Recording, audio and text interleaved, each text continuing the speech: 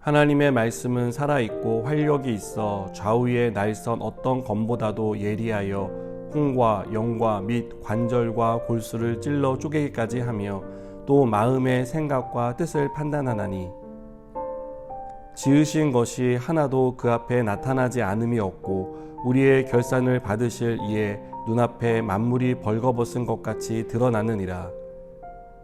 그러므로 우리에게 큰 대제사장이 계시니 승천하시니 곧 하나님의 아들 예수시라. 우리가 믿는 도리를 굳게 잡을지어다. 우리에게 있는 대제사장은 우리의 연약함을 동정하지 못하실 이가 아니요 모든 일에 우리와 똑같이 시험을 받으신 이로되 죄는 없으시니라.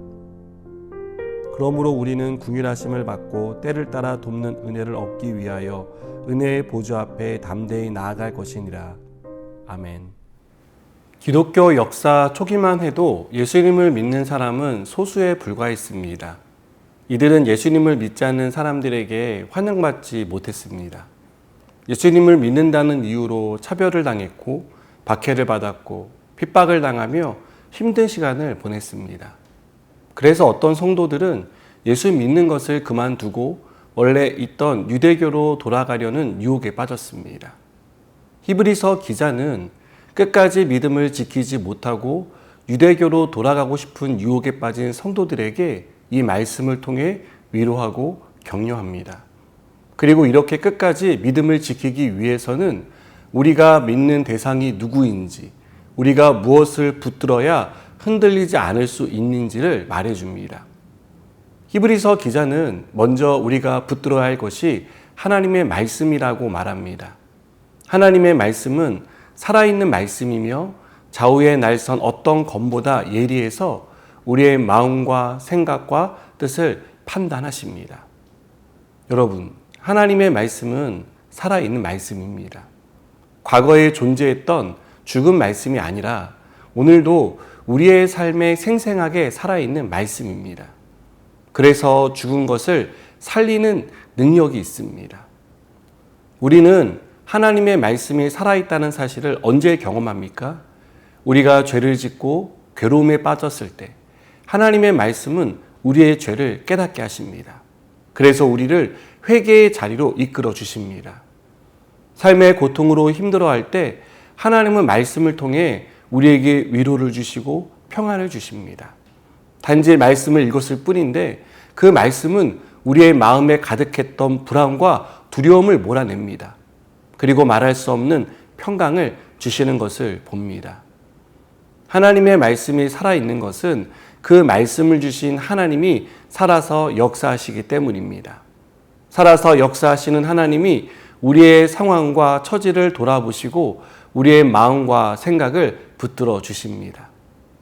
히브리서 기자는 그럼에도 불구하고 믿음이 연약해지는 성도들을 향해 우리에게 있는 대제사장에 대해 얘기합니다. 우리에게 있는 대제사장은 예수님을 가리킵니다. 예수님을 어떤 분이라고 설명합니까? 우리의 연약함을 동정하는 분이라고 설명합니다. 주님은 우리가 연약함에 빠지는 것을 책망하시는 분이 아닙니다. 우리의 연약함을 아시고 우리가 왜 그렇게 연약함에 빠졌는지를 이해해 주십니다. 우리의 연약함을 이해해 주시는 주님은 우리가 다시 일어설 수 있도록 은혜를 베풀어 주십니다. 히브리서 기자는 이것을 때를 따라 돕는 은혜라고 말합니다. 때를 따라 돕는 은혜는 가장 적절한 시기에 도와주신다는 뜻입니다. 그리고 이 문장은 현재 시제로 쓰여졌습니다. 이것은 하나님은 우리에게 은혜를 베풀어 주시는 분이라는 사실과 하나님의 은혜는 어제의 은혜가 아니라 오늘의 은혜, 매일의 은혜라는 사실을 우리에게 가르쳐 줍니다.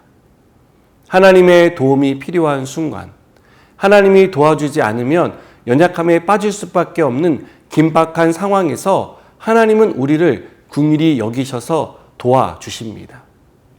여러분, 하나님은 오늘도 살아서 역사하십니다. 살아서 역사하시는 하나님의 말씀을 붙드시기 바랍니다. 그 말씀이 우리를 연약함에서 구해 주실 것입니다. 또 우리가 다시 일어설 수 있도록 도와주실 것입니다. 기도하시겠습니다. 하나님, 우리가 어떤 상황에서도 때를 따라 도와주시는 하나님의 은혜를 구하고 주님의 약속의 말씀을 굳게 붙들며 살아가게 하여 주시옵소서. 예수님의 이름으로 기도드립니다. 아멘.